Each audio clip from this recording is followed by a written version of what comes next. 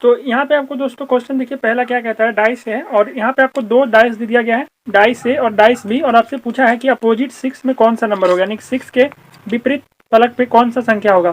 तो इसको कैसे करेंगे, तो सबसे पहले देखेंगे कि दोनों डाइस में कौन सा नंबर कॉमन है।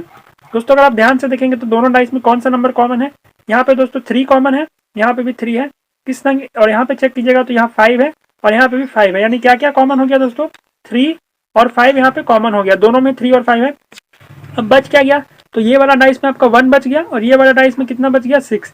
तो 1 के अपोजिट में क्या हो जाएगा, देखिए 3 और 5 तो दोनों कॉमन हो गया, बच गया क्या 1, और 1 के अपोजिट में क्या हो जाएगा दोस्तों 6, या फिर 6 के अपोजिट में पूछेगा तो क्या हो जाएगा 1, यानी जो कॉमन नहीं रहा वो आपका अपोजिट हो जाएगा। तो यहाँ पे 1 कॉमन नहीं हुआ और यहाँ पे 6 नहीं हुआ, तो वही एक दूसरे का अपोजिट हो जाएगा। तो 1 का अपोजिट क्या हो गया 6, और अगर 6 का अपोजिट पूछेगा तो 1 हो जाएगा। तो आपसे यहाँ पे पूछा किसका था, 6 का, तो 6 का अपोजिट यहाँ पे क्या हो जाएगा, ऑप्शन 1, जो कि आपका 1 हो जाएगा। तो ये आपका पहला आंसर हो गया। चलिए अब देखते हैं दूसरा क्वेश्चन।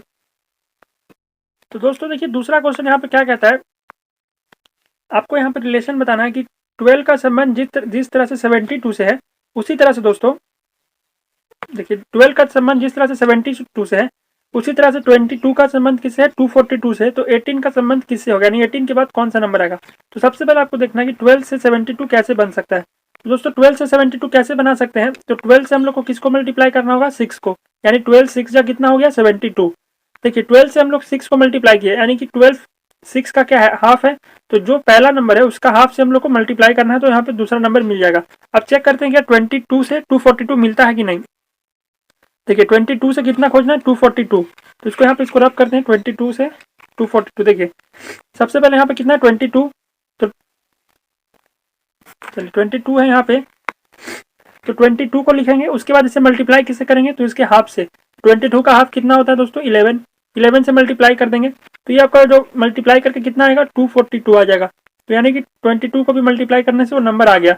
अब चेक करते हैं कि 18 को 9 से मल्टीप्लाई करने पे कितना आएगा, और वही क्या हो जाएगा, आंसर हो जाएगा।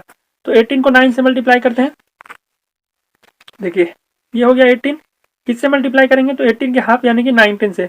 तो 18 9 जा कितना होता है, 18 9 जा हो गया 162, और आपका आंसर क्या हो गया, ऑप्शन ए, यानी 162 आपका सही आंसर हो गया।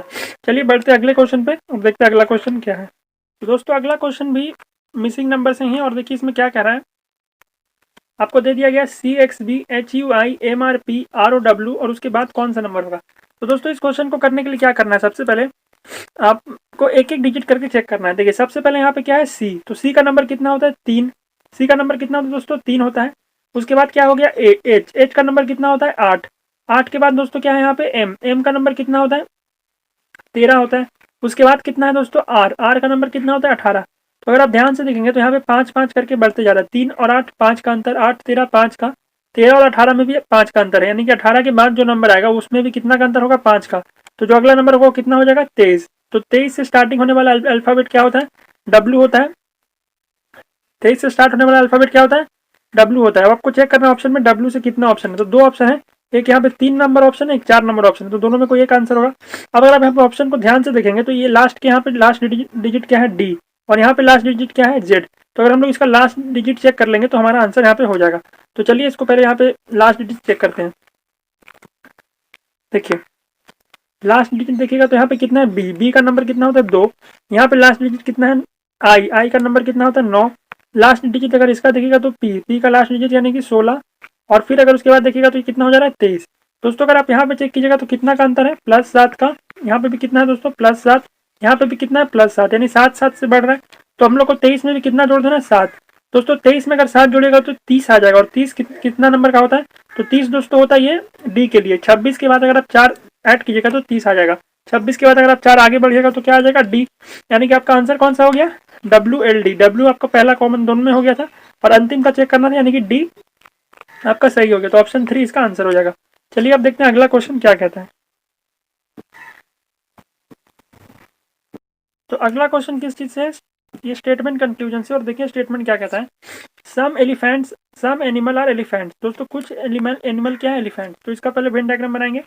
कुछ एनिमल, तो ये हो गया आपका एनिमल का सर्किल, और कुछ एनिमल क्या है एलिफेंट, तो इसको हम लोग कहाँ रखेंगे एलिफेंट के अंदर, ये हो गया आपका इसका वेन डायग्राम। उसके बाद दूसरा स्टेटमेंट पढ़िए, सम एलिफेंट्स आर टाइगर। अब दोस्तों कुछ एलिफेंट जो है वो टाइगर भी हो सकते हैं। तो दोस्तों अगर कुछ एलिफेंट टाइगर हुए तो इसका एक डायग्राम ये हो सकता है, ये टाइगर का डायग्राम हो गया। या एक डायग्राम यहाँ पे ये भी हो सकता है कि कुछ टाइगर यहाँ से भी हो सकते हैं, क्योंकि कुछ यहाँ पे क्या बोला, सम एलिफेंट और टाइगर, तो कहीं से भी हम लोग टाइगर ले सकते हैं, यहाँ से भी और यहाँ से भी। अब कंक्लूजन में पढ़ते हैं, तो कंक्लूजन क्या बोला है, सम एनिमल्स आर टाइगर, क्या कुछ एनिमल टाइगर हैं। दोस्तों अगर आप ध्यान से देखिएगा, यहाँ से अगर आप देखिएगा तो देखिए यहाँ से आपको क्या लग रहा है, ये वाला एंगल से क्या लग रहा है कि कुछ एनिमल टाइगर है। लेकिन अगर आप यहाँ से देखिएगा तो कुछ एनिमल टाइगर नहीं लग रहा है। दोस्तों यहाँ से लग रहा है, वहां से नहीं लग रहा है, तो ऐसे केस में क्या करते हैं हम लोग, इसको गलत मानते हैं, यानी कि स्टेटमेंट क्या हो जाएगा, रॉन्ग। ये स्टेटमेंट क्या हो जाएगा, रॉन्ग हो जाएगा। तो जब आपका पहला स्टेटमेंट हो गया, क्या हो गया, कंक्लूजन रॉन्ग हो गया। सेकंड वाला देखेंगे, no tiger is an animal.